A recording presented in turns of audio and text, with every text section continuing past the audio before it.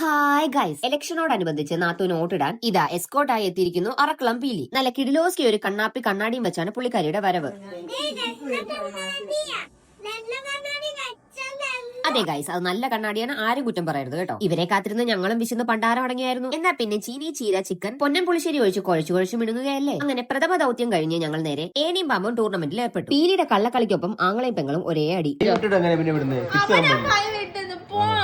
അതുങ്ങൾ തലതല്ലി ചാകട്ടെന്ന് കരുതി ഒരു ഓരം പറ്റി ഞാനും അനിയനും ഇരുന്നു. ഇടഞ്ഞ വേളയിൽ ചായ കൂടി കഴിഞ്ഞ് രാത്രി പണിയിലേക്ക് കടന്നു. ഉച്ചയ്ക്ക് കനത്തിൽ മിഴിഞ്ഞത് കൊണ്ട് രാത്രി വലിയ വിശപ്പൊന്നുമില്ലായിരുന്നു. പിന്നെ എന്തെങ്കിലും തിന്നില്ലെങ്കിൽ രാത്രി പാവലിച്ച് കയറുമല്ലോ എന്നോർത്ത് ചീനി പുഴുങ്ങി കാന്താരി ഉടക്കാന്നുള്ള തീരുമാനത്തിലെത്തി. ആദ്യം ഒന്നും വേണ്ടെന്ന് പറയുന്ന ഇതുങ്ങൾ തന്നെ 10 മണിയൊക്കെ ആവുമ്പോൾ വിശക്കണേ എന്ന് വിളിക്കും. അത് മുന്നിൽ കണ്ടാണ് ഇങ്ങനെ ഒരു കലാപരിപാടിക്ക് ഞാൻ മാറ്റുരച്ചത്. ഒടുവിൽ കാന്താരി മുള ഉടച്ചതുമായി ചീനി പുഴുങ്ങുകയും ചെയ്തു. എന്തിനുള്ള പാത്രം അത്ര എടുക്കുന്നെന്ന് കരുതി എല്ലാ വെട്ടി ചീനിയും തട്ടി. കൂട്ടിന് കാന്താരി ഉടച്ചത് മാങ്ങാച്ചാറും. ഈ തീറ്റി കണ്ടാൽ നിങ്ങൾക്ക് ആർക്കെങ്കിലും തോന്നുക ഗായ്സ് ഇവർക്ക് വിശപ്പില്ലായിരുന്നു എന്ന്. ചീനി ഗ്യാസ് ആണെന്ന് പറഞ്ഞ അമ്മ ചിക്കൻ ഉരുളിൽ അഭയം പ്രാപിച്ചു. അപ്പൊ അത്രേ ഉള്ളൂ, ബൈ ബൈ.